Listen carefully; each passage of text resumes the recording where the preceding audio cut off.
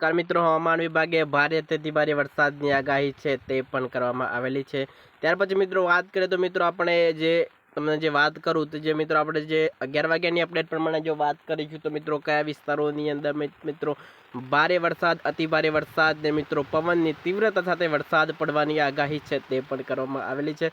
11 વાગ્યાની અપડેટ પ્રમાણે જો વાત કરીશું તો મિત્રો પોરબંદરના કેટલાક વિસ્તારો છે, કોહાના કેટલાક વિસ્તારો છે, ગાંધીધામના કેટલાક વિસ્તારો છે, નલિયાના કેટલાક વિસ્તારો છે, ત્યાર પછી મિત્રો મહેસાણાના કેટલાક વિસ્તારો છે, અહેમદાબાદના કેટલાક વિસ્તારોની અંદર પણ મિત્રો છૂટોછવાયો હળવોથી મધ્યમ વરસાદ છે તે પણ પડી શકે છે। વડોદરાની અંદર જોઈશું ત્યાં પણ મિત્રો છૂટોછવાયો હળવોથી મધ્યમ વરસાદ ઝાપટા છે તે આપણને જોવા મળી શકે છે। અતિ ભારે વરસાદ છે તે મિત્રો આ વિસ્તારોની અંદર જે વધારે પડવાની શક્યતાઓ છે તે વ્યક્ત કરવામાં આવેલી છે। ત્યાર પછી મિત્રો ગાંધીધામ છે, મહેસાણાના કેટલાક વિસ્તારો છે અને પોરબંદરના કેટલાક વિસ્તારો છે, આવા વિસ્તારોની અંદર પણ મિત્રો છૂટા સ્તરે ભારે વરસાદ પડવાની આગાહી છે તે પણ કરવામાં આવેલી છે। કારણ કે મિત્રો ત્યાં પણ જોશો તો આપણને જે નાનકડી જે સિસ્ટમ છે તે આપણને જોવા મળી રહી છે। તમે જુઓ તો અહીંયા જે પીળા પીળા કલરની અંદર જે નાનકડી સિસ્ટમો છે તે આપણને જોવા મળી રહે છે। ગાંધીધામની અંદર પણ જોવા, કોહાની અંદર પણ જોવા, મહેસાણા અને જે પોરબંદરના જેટલા પણ વિસ્તારો છે ત્યાં પણ જોશો તો ત્યાં આપણને એક વરસાદી નાની સિસ્ટમ છે તે પણ આપણને જોવા મળી રહી છે। ત્યાર પછી મિત્રો વાત કરીએ તો આપણે મિત્રો બપોરે મિત્રો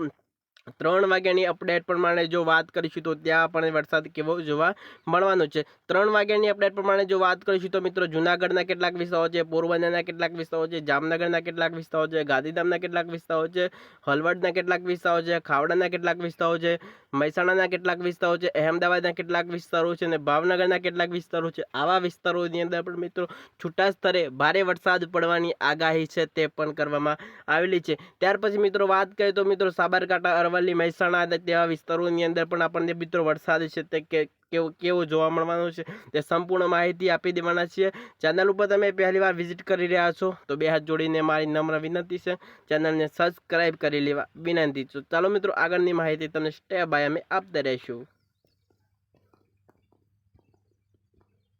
પછી મિત્રો તમે જોશો તો 3 વાગ્યાની અપડેટ પ્રમાણે જો વાત કરીએ તો જો હિંમતનગર, સાબરકાંઠાના કેટલાક વિસ્તારો છે, ડુંગરપુરના કેટલાક વિસ્તારો છે, સાબરકાંઠાના ખેડબ્રહ્માના કેટલાક વિસ્તારો છે, મહેસાણાના કેટલાક વિસ્તારો છે, પાલનપુરના કેટલાક વિસ્તારો છે, રાધનપુરના કેટલાક વિસ્તારો છે, વિરમગામ એટલે કે મિત્રો બનાસકાંઠાના કેટલાક વિસ્તારો છે, લુણાવાડાના કેટલાક વિસ્તારો છે, આવા વિસ્તારોની અંદર તમે જોશો તો છૂટા સ્તરે હળવોથી મધ્યમ એટલે કે મિત્રો ભારે વરસાદ છે તે પણ ખાબકી શકે છે। ત્યાર પછી મિત્રો વાત કરીએ તો મિત્રો સાંજે મિત્રો આપણે 5 વાગ્યાની અપડેટ પ્રમાણે જો વાત કરીશું તો મિત્રો સાંજે આપણને વરસાદ છે તે કેવો જોવા મળવાનો છે કે ભારે અતિ ભારે વરસાદનો જોર છે તે કયા વિસ્તારોની અંદર છે તે આપણને જોવા મળી શકે છે। 5 વાગ્યાની અપડેટ પ્રમાણે તમે જોશો તો મિત્રો જે રાજકોટની અંદર તમે જોશો તો ત્યાં પણ મિત્રો ઓરેન્જ એલર્ટ આપી દેવામાં આવ્યું છે, એટલે કે મિત્રો રાજકોટના જેટલા પણ વિસ્તારો છે ત્યાં પણ મિત્રો ભારે અતિ ભારે વરસાદ પડી શકે તેવી પણ શક્યતાઓ છે તે વ્યક્ત કરવામાં આવેલી છે।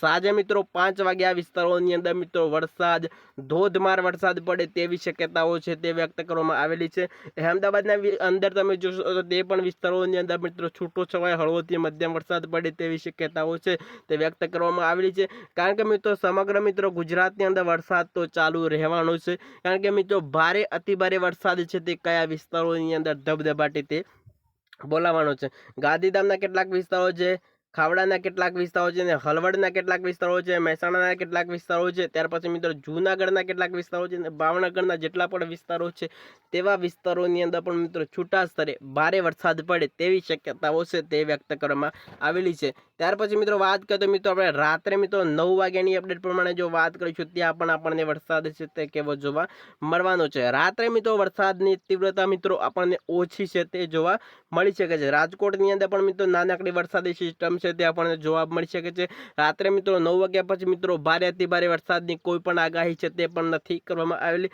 અહેમદાબાદ છે, મહેસાણા છે, ત્યાર પછી મિત્રો વડોદરાના કેટલાક વિસ્તારો છે, ભાવનગરના કેટલાક વિસ્તારો છે, ગાંધીધામ છે, જામનગર છે, કોહાના કેટલાક વિસ્તારો છે, નલિયાના કેટલાક વિસ્તારો છે, ડુંગરપુરના કેટલાક વિસ્તારો છે, દાહોદના કેટલાક વિસ્તારો છે, રાત્રે મિત્રો છૂટો છવાયો હળવોથી મધ્યમ વરસાદ ઝાપટું પડે તેવી પણ શક્યતાઓ છે તે પણ વ્યક્ત કરવામાં આવેલી છે। રાત્રે મિત્રો કોઈ પણ મિત્રો ભારે અતિ ભારે વરસાદની આગાહી છે તે પણ કરવામાં નથી આવેલી। ત્યાર પછી મિત્રો તમને સાથે સાથે મિત્રો 12 વાગ્યાની અપડેટ પણ તમને આપી દેવાના છે કે રાત્રે વરસાદ 12 વાગે કેવો જોવા મળવાનો છે ત્યાર પછી મિત્રો રાત્રે 12 વાગે તમે જોશો તો પણ રાત્રે મિત્રો વરસાદી કોઈ પણ સિસ્ટમ છે તે આપણને જોવા નથી મળે. સમગ્ર મિત્રો તમે ગુજરાતમાં જોશો તો ત્યાં પણ મિત્રો કોઈ પણ મિત્રો આપણને વાદળછાયું વાતાવરણ છે તે આપણને જોવા નથી મળે. કારણ કે મિત્રો અમુક જગ્યાએ મિત્રો છૂટો છવાય હળવોથી મધ્યમ ક્યાંક ક્યાંક મિત્રો છૂટા ઝાપટા છે તે પણ આપણને જોવા મળી શકે છે. અને મિત્રો ભારે વરસાદ છે તે આપણને ક્યાંય પણ જોવા નથી મળતો. ચાલો મિત્રો બીજી અપડેટ સાથે ફરી મળીશું. રજા આપશો. વંદે માતરમ. ચેનલ ઉપર પણ તમે મિત્રો પહેલી વાર વિઝિટ કરી રહ્યા છો